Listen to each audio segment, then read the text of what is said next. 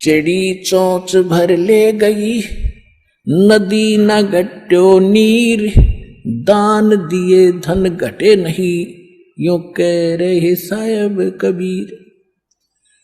परमात्मा अपना साइन कर रहे हैं इस वाणी को बोल करके, कह रहे साहब कबीर के दान करने से धन नहीं घटेगा, ये नियम है परमेश्वर का। और दान सुपात्र को करे। गुरु बिन माला फेरते, गुरु बिन देते दान, गुरु बिन दोनों निष्फल है, चाहे पूछो वेद पुराण। देते को हर देत है, जहां तहां से आण, अण देवा मांगत फिरो, फिर साहिब सुने ना कान। अब परमात्मा ने एक भूमिका करके दिखाई हमारे को कि साईं इतना दीजियो जिसमें कुटुंब समावे, एक धानक, एक जुलाहा, सुबह से लेकर शाम तक एक बारीक बारीक तार इकट्ठे करके धागे और कपड़ा बुनता है। एक दिन में मुश्किल से भी 5 फुट 10 फुट बना पाता है, 5 फुट 4 फुट, और बहुत लंबा सैकड़ों फुट का तार वो थान बनाना पड़ता है। ताना बनाते थे, वो हफ्ते में पूरा होता। उसकी जो मेन ताना मालिक को मिलता, उसमें से अपने परिवार के लिए जो आवश्यक सामग्री थी, खाद्य पदार्थ लाते और शेष बच जाते, उसको सत्संग और भंडारा में लगाया करते थे। इस प्रकार परमात्मा हमें उदाहरण देते हैं कि इस लोक में आप भगवान की भक्ति अवश्य करो, पूर्ण संत से प्राप्त करके, फिर परमात्मा एक्शन में आवेगा। और वैसे आप ये फार्मूले अपनाओगे तब सफल नहीं हो पाओगे, क्योंकि फिर आपके साथ काल रहेगा, ये मन है, और केवल वर्क डन मिलेगा आपको। यहां वर्क से भी अलग मिलेगा आपको, किस्मत से भी नारा देगा परमात्मा, क्योंकि हम परमात्मा से कुछ और मांग ही नहीं रहे, इतना ही मांगते कि हमारी भक्ति बनी रहे और हमें कोई आवश्यक वस्तु का अभाव ना हो, बस इतना सा। अब जैसे ये सोचते हैं अपने बच्चों के लिए ये बना दूं वो बना दूं। एक लाला जी था सेठ धनी, उसने अपने मुनीमों से एक दिन अपनी टोटल संपत्ति का, सारी संपत्ति का टोटल करवाया कि कितनी संपत्ति होगी। उन्होंने बताया जी इतनी होगी, मेरी कितनी पीढ़ी इससे निर्वाह कर सकती है। उन्होंने बताया कि जी आपकी 5 पीढ़ी तो बैठा खा सकती है, इतनी संपत्ति आपके पास, धन है। अरे भले आदमियों, फिर छठी क्या खाएगी? वो छठी क्या खाएगी? और कुछ विधि बताओ। तो उन्होंने कहा जी साधु संत बताते हैं, उनके सत्संग सुनने चाहिए। तो सत्संग में बताया गया कि भाई दान करे, जो धन चाहे तो दान करे, और दान से धन घना मिलता है। और दान में जैसे साधु संत भक्तों को जो दान कराया जा, वो ज्यादा लाभ देता है। जैसे यहाँ तो सारे साधु संत आते हैं, भगत, असली भगत तो यहाँ आते। फिर भी जो भी जैसा मालिक के नाम पर कहीं के जंगलों में झोपड़ियों में बैठे थे साधु भक्त, तो पिछले संस्कारी होते, पिछले पुण्य उनको प्रेरित करते हैं, तो वो कहीं ना कहीं बैठ कर राम राम करते ही रहते हैं। लेकिन भविष्य का चार्जर उनके पास है नहीं, पिछले पुण्य उनके पास है, जिस कारण से प्रेरित होकर के इतना बड़ा फैसला लिया, जंगल में बैठे या कहीं भी कोई साधना कर रहे हैं। तो उनके पिछले पुण्य ही वहां फल रहे होते हैं। एक आधे को आशीर्वाद दे दे, उन्हें लाभ हो जाए, उसको रोटी मिल जाए, ऐसा चल रहा था इनका काम। तो एक साधु था और पति पत्नी थे, दोनों वहां रहते थे। उनको मालूम था यहाँ भक्त हैं। तो उस लाला जी ने क्या किया, सेठ ने सभी मुंशियों को कहा कि नौकरों को साथ लो और आसपास जितने भी साधु संत हैं सबको आटा दे आओ, किसी को जो मांगे खांड दावल चाल सब ले जाओ और दे के आओ। अब देते हुए आ रहे थे, उस भगत के यहाँ आए। उन्होंने कहा कि ले भगत जी, हमारे लाला जी ने आपके लिए एक सीधा भेजा है, यानी आटा चावल खांड नमक आदि दाल आप ले लो। उसने अपनी पत्नी से कहा कि देखना कितना सामान अपने पास है। उसने कहा जी शाम का है। दिन में गई थी, शाम का हमारे पास है। शाम का है? कहा जी। उन्होंने कह दिया भी हम नहीं लेते, हमारे पास शाम का सामान है। तो वो कहने लगे भगत फिर कल भी खा लियो। बोला कल की कल देखी जाएगी, अब नहीं ले हम। बोले कमाल की बात है। उन्होंने नहीं लिया तो वापस लेकर आ गए। वो सेठ ने पूछा तुम दे के क्यों नहीं आए? वो एक और वहां भी था, उसने गिन रखे थे, सारे गिनवा रखे थे। उसने कहा जी उन्होंने ये नहीं लिया। क्यों नहीं लिया? उसने ये कहा कि शाम का तो है, सुबह का भगवान और देगा, आप देगा, हम टेंशन नहीं लिया करते। अब उस लाला जी का सिकरो घूमया फिर दिमाग का। अरे तेरा गजब हुई हो, मैं तो छठी पीढ़ी का ठेका ले रहा हूं, सुबह की भी परमात्मा पर छोड़ दी। वहां से चलकर वहां आया, उसने पूछा कि भाई आप ऐसा निर्णय क्यों ले रहे हो, भूखे मरोगे? भूखे? वो कहने लगे भूखे मरा करें वो जो भगवान पर विश्वास नहीं करते। और हमें भगवान आगे से आगे देता उसने, क्योंकि ज्ञान सुन रखा था। लाला जी को बैठा लिया, कहते मां के पेट में जब आप थे किसने चिंता थी तेरी? हाँ यह तो बात सही है। जब आप मां के गर्भ से बाहर आए आपका दांत नहीं थे, आप रोटी चावल आटा नहीं खा सकते थे, और उससे पहले आपकी मां के स्तन में दूध भी नहीं था, हक नहीं था। बाहर आते ही बालक कितना चिंतित है, आपको अमृत दूध पिलाया। अरे तू ठेकेदार हो रहा छठी पीढ़ी का, तेरी बुद्धि भ्रष्ट होगी लाला जी। और गधे की योनि में जागा तू।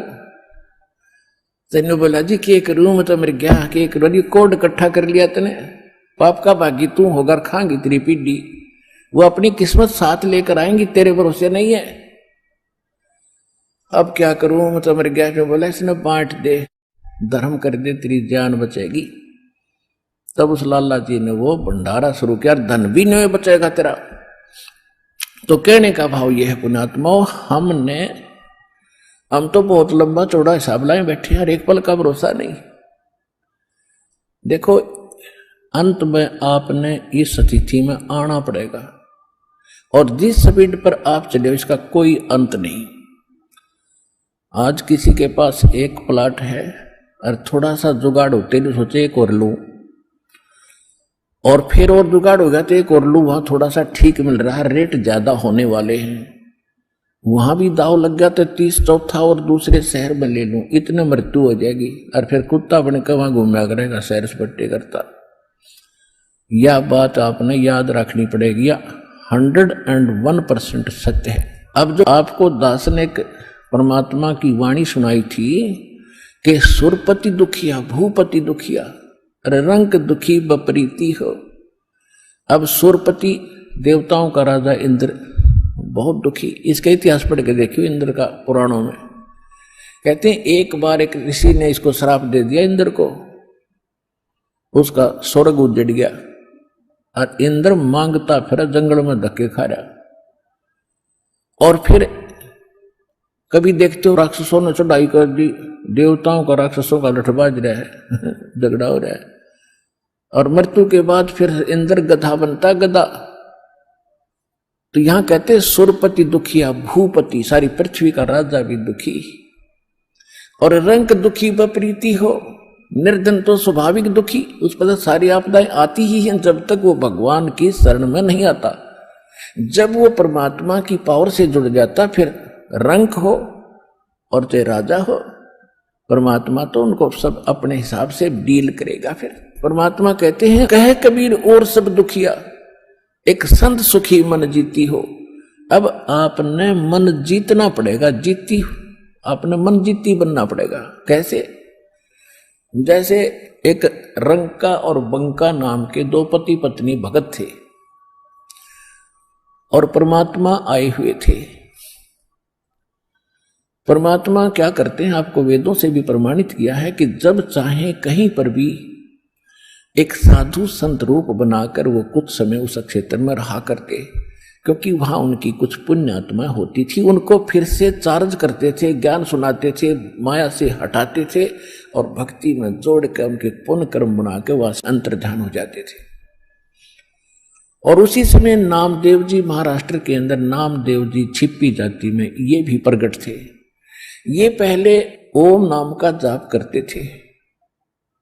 ये पिछले जन्म के पुण्यकर्मी प्राणी ही होते हैं जिनमें बचपन से ही परमात्मा की तड़प होती है। तो ओम नाम का जाप करते थे ओनली, और उस समय भी उन्होंने काफी चमत्कार दिखा दिए थे।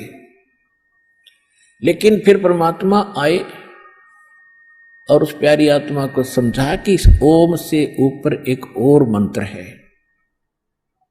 अकेले ओम का मंत्र तो इस ब्रह्म का है, और इस जेल से छूटने के लिए 3 मंत्र का जाप है। ओम तत् सत, और तत् और सत ये सांकेतिक है। अब नामदेव जी को काफी मालिक ने समझाया, तब उनकी समझ में आई। फिर उनको सतनाम दिया, यानी दूसरा मंत्र भी साथ दिया। फिर वो उसका जाप करने लगे। अब गरीबदास साहिब जी ने बताया कि नम छिपा ओम तारी, पहले केवल ओम में लौ लगा रखी थी, ओम में लगन थी और कोई जाप नहीं करता था। और पीछे सोहम भेद विचारी, बाद में उन्हें सोहम का ज्ञान हुआ। और सार शब्द इन दोनों से ऊपर है, सोहम ऊपर और है, सत्सुकृत एक नाम गरीबदास जी ने अपनी वाणी में लिखा है। कहते नामा छिपा ओम तारी, पीछे सोहम भेद विचारी, और सार शब्द पाया जद लोई, आवागमन बहुत डावी। तब नामदेव जी का कल्याण हुआ। जब परमात्मा आए हुए थे उनको सार नाम दिया नहीं था, मालिक समझाया करते थे, सतनाम प्राप्त था। लेकिन पिछले संस्कार और इतने प्रबल थे। एक दिन नामदेव जी जा रहे थे कहीं से, और साथ में रास्ते में एक मंदिर था। मंदिर में ब्राह्मण लोग अपनी आरती उतार रहे थे, और आरती उतार रहे थे, बड़ी लय से गा रहे थे। नामदेव जी के भी वो परमात्मा की आरती का धुन लगी। वो तो घंटियां बजा रहे थे, कोई ऐसे झालर पीट रहा था, लगा रहा था, और उसने अपनी दोनों जूती निकाल ली। जूती होती थी, दोनों निकाल ली, उनको ऐसे बजाते हुए, और वो आरती गाते हुए ब्राह्मणों के बीच में घुस गए भगवान के दर्शनार्थ मंदिर में। अब पंडितों ने देखा कि ये छोटी जाति का हाथों में जूते लेकर आ गया हमारे बीच में, इसने तो भ्रष्ट कर दिया भगवान के मंदिर को। और वो धुन में लगे हुए थे, उनको धक्का में जावा नहीं, वो अपने मंडरे उसको पकड़ कर जबरदस्ती घसीट के और मंदिर के पीछे पटक दिया। वो वहां पड़े पड़े भी ऐसे आरती गा रहे और जूतियों से पीट रहे। परमात्मा ने वो मंदिर का मुख नामदेव की तरफ कर दिया। पंडित जी पिछली साइड में पिट झालर पीछे न खड़े।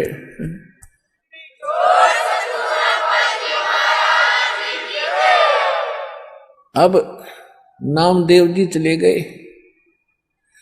रंका और बंका, और एक उनकी लड़की थी वंका। नामदेव जी रंका और वंका के घर अधिक जाते थे, क्योंकि वो भी परमात्मा के शिष्य थे। जब परमेश्वर साधु रूप में वहां आ रहे थे, गुरु रूप में रहा करते थे। अस्थायी सटे उनका कुछ समय का था वहां पर। तो जो ही वो उस रंका बंका के घर गए नामदेव जी, और वो लड़की उन भक्तों की, रंका और बंका की, एक पट्टी तैयार करे थी, जैसे अपने देसी औषधि बना के हल्दी कूट के तेल में पका के। नामदेव ने पूछा, बहन क्या कर रहे हो ये? वो कहने लगी, भाई तेरे खोदे हुए खड्डे आंट रही हूं। अब मैंने क्या कर दिया कि भाई तू कतई नहीं मानता, भगवान गुरुदेव जी कितना संकेत करते हैं, भाई तुम अपनी यह हंगा मत दिखाया करो, अपनी शक्ति का प्रदर्शन ना करा करो, थारा भट्ठा बैठ जाएगा। पर भाई तुम बाज नहीं आता। और भक्तों की इज्जत रखने के लिए भगवान को दुख उठाना पड़ता है। तेरे को क्या जरूरत थी वहां उस मंदिर में घुसने की। और जब तेरे को बाहर पटक दिया ना भगवान की इज्जत का, तेरी इज्जत नहीं भगवान की इज्जत थी वहां पर। भगवान का नाम लेनिया नहीं रहे वो कोई, सबको पता था कि उसका भगत है, उस गुरु का परमात्मा नाम बदल कर वहां रह रहे थे। और क्या बनती बेरा तुझे, तेरे को जरा सी लगती है तू आंख नहीं खोलता। और परमात्मा ने तेरा मंदिर फेरा ना, उनके हाथों के चोट लागी, हाथ लाल हो गए, उनके जख्म हो गए भाई। गुरु बता रहे थे मेरे तीन बेटी, वो मानता को ना बहुत बार समझा लिया, आज उसने ऐसे ऐसे कर दिया और मैं वहां गया था उसका मंदिर फेर के आया हूं भक्ति की इज्जत रखने के लिए। और गुरु जी का हथम जख्म हो रहे हैं, चाल दिखाऊंगी। अब वो लेकर गए, पट्टी बांधी, नाम देव पढ़कर तरुणों में रोने लग गया, महाराज मेरे से गलती होगी। बेटा भक्ति भाव में गुरु जी के आदेशानुसार चलना चाहिए आपने, जी आगे से ऐसी कोई गलती नहीं करूंगा, मेरे से माफ करो। अब उसको आगे भी पढ़ाई पढ़ानी थी, ये यहां इसको रोकना जरूरी था, अगले भक्ति देनी थी, सारनाम देना था। इन बकवादों में सारनाम थोड़ा ही फलेगा। चुप हो गया, अगली नहीं गलती करूंगा आगे। अगर आपने अभी तक चैनल को सब्सक्राइब नहीं किया है तो सब्सक्राइब कर लें और नोटिफिकेशन बेल को दबाकर ऑल नोटिफिकेशन पर क्लिक कर दें ताकि हमारी हर वीडियो आपको आसानी से मिल सके।